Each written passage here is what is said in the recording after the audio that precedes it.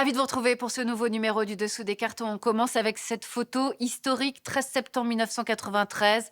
Le Palestinien Yasser Arafat et le Premier ministre israélien Yitzhak Rabin.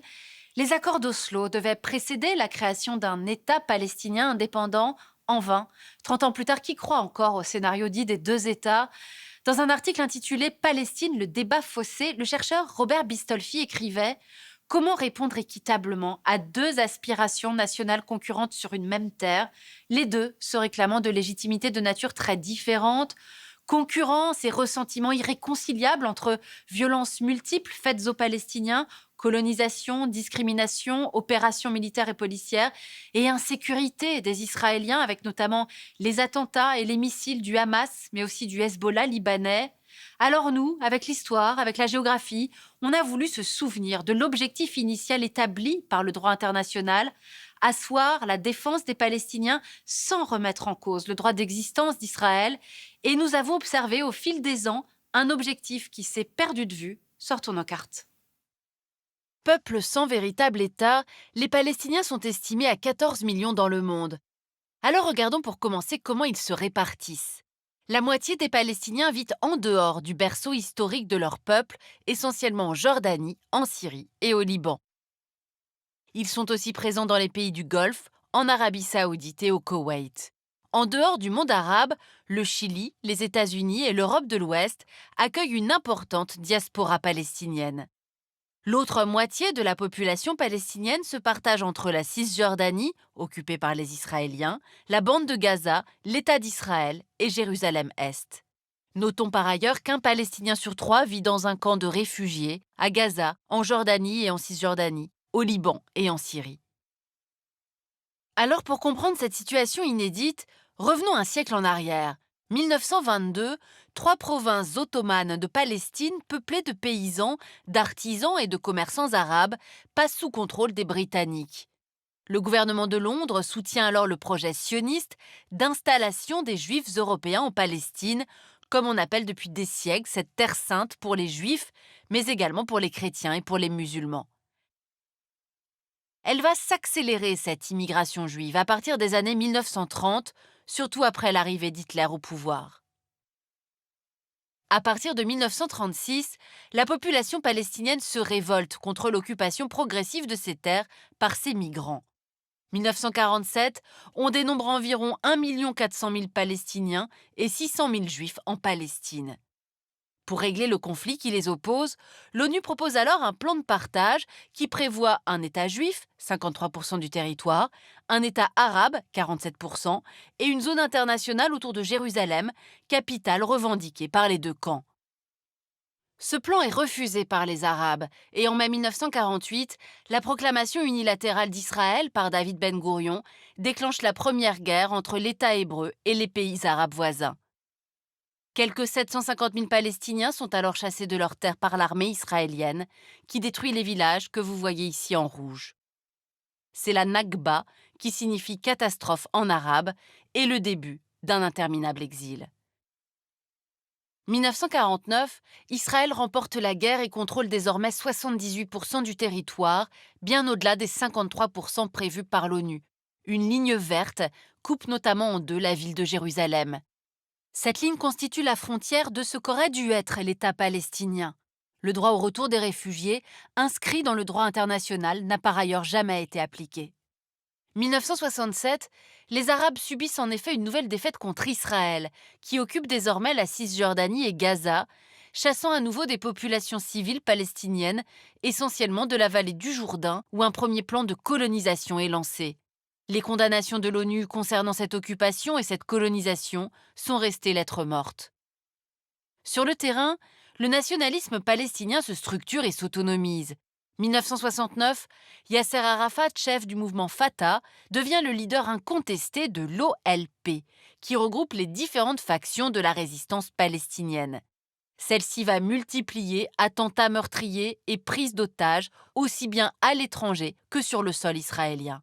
Le front arabe de soutien au peuple palestinien commence par ailleurs à se fissurer. En septembre 1970, la Jordanie chasse les combattants de l'OLP vers le Liban. Ils sont accusés par le régime hachémite d'avoir tenté de le renverser. Au Liban, les Palestiniens participent au basculement du pays dans la guerre civile, une guerre sanglante dont ils seront à la fois les acteurs et les victimes, notamment en septembre 1982 à Beyrouth, lorsque les réfugiés des camps de Sabra et Shatila sont massacrés par les milices chrétiennes, alliées de circonstance des Israéliens. À l'intérieur des territoires occupés de Cisjordanie et de Gaza, les Palestiniens sont désormais confrontés à la colonisation de leurs terres, doublée d'une politique de contrôle des populations. Pour lutter contre les expropriations et autres humiliations, les jeunes Palestiniens se battent avec des pierres contre les soldats. À partir de 1987, c'est l'intifada, qui signifie soulèvement. Elle prend fin en 1993 avec, on l'a dit, la signature historique des accords d'Oslo entre Yasser Arafat et Yitzhak Rabin sous l'égide de l'Américain Clinton. Alors arrêtons-nous maintenant sur ces accords concrétisés en 1995. Ils prévoyaient la reconnaissance réciproque entre Israéliens et Palestiniens, et au bout de 5 ans, l'établissement d'un État palestinien dans les territoires occupés. Dans cette perspective, le territoire de Cisjordanie est alors découpé en 3 zones. La zone A, 18% du territoire, passe immédiatement sous contrôle de l'autorité palestinienne nouvellement créée et établie à Ramallah. La zone B, 21%, est sous tutelle mixte, mais contrôlée par l'armée israélienne. La zone C, 61%, où se trouvent la plupart des colonies juives, est totalement sous contrôle israélien. Ce découpage est toujours d'actualité. En effet, depuis une vingtaine d'années, le processus de paix a fait naufrage et la perspective d'un État palestinien n'a cessé de s'éloigner. En 2000, la visite d'Ariel Sharon sur l'esplanade des mosquées à Jérusalem-Est déclenche la deuxième intifada qui va durer 5 ans. Depuis et après la mort de Yasser Arafat en 2004, le mouvement national palestinien s'est divisé dans un territoire toujours plus fragmenté par la colonisation israélienne et c'est ce qu'on va voir maintenant.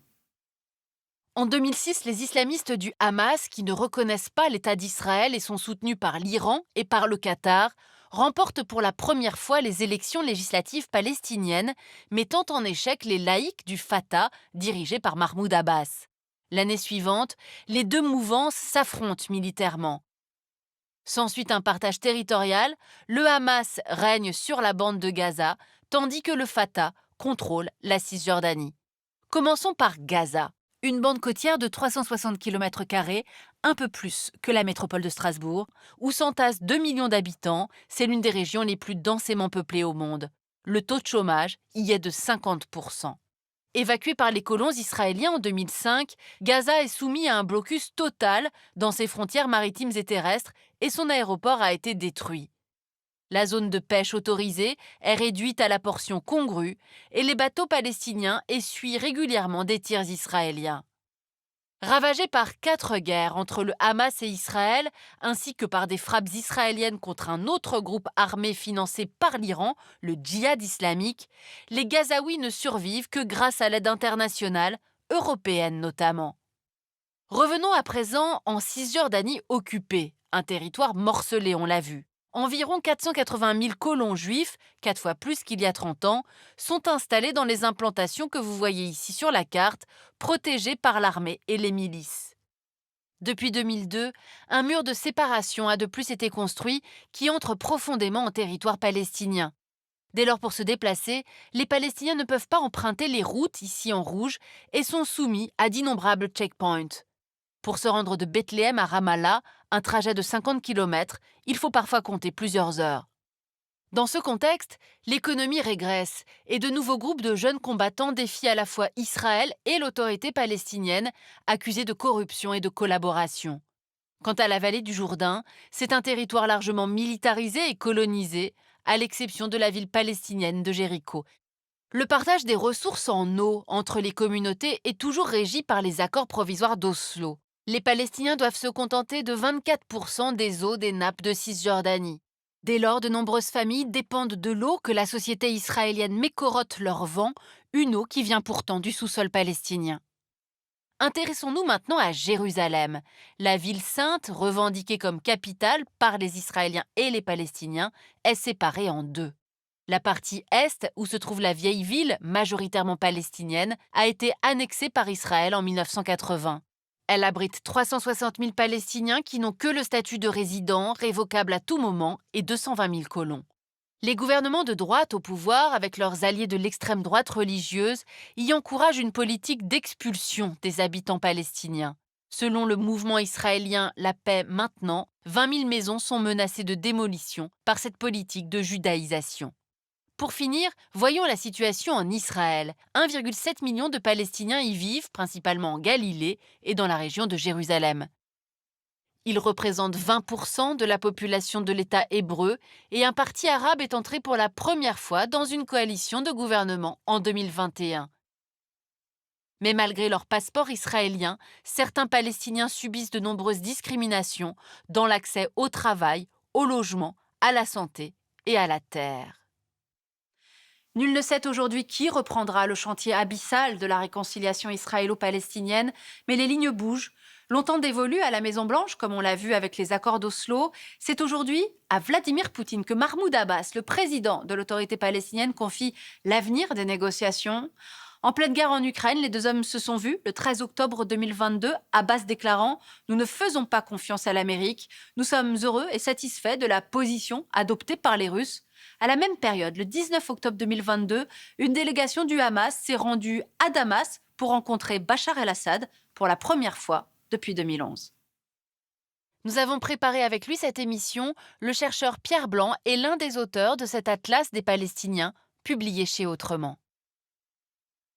Ainsi s'achève ce nouveau numéro du Dessous des cartes. Rendez-vous bien sûr la semaine prochaine, même endroit, même heure. Et d'ici là, n'oubliez pas notre site internet arte.tv. À bientôt.